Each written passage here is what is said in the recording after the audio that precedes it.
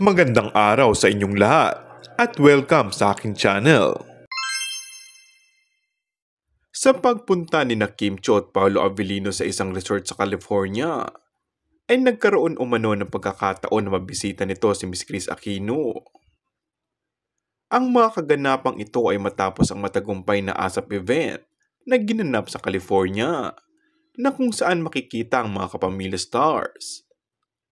Matapos ang nasabing event, nagkaroon ng pagkakataon ng bawat isa na maglaan ng oras para sa kanilang mga sarili, mga plano at personal na lakad. Hindi nakaligtas sa mata ng publiko ang mga balitang kumakalat tungkol sa pagbisita ng dalawa kay Kris Aquino. Si Kris na kasalukuyang nasa California upang magpagaling. Isa nga ang dating TV host actress na tinaguriang mahalagang tao sa buhay ni Kim Chiu. Ang pagbisita ng dalawa kay Kris ay tila isang gesture na suporta at pagmamahal mula sa kanila sa kabila ng kanyang pinagdadaanan. Ang nasabi rin na pagbisita ay tila nagpapatunay na tunay na relasyon na namamagitan kina Kim at Paolo.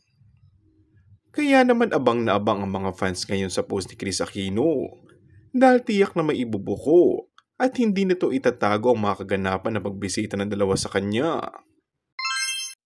Kung bago ka lang sa akin channel ay mag-subscribe at pindutin na rin ang notification bell. Maraming salamat!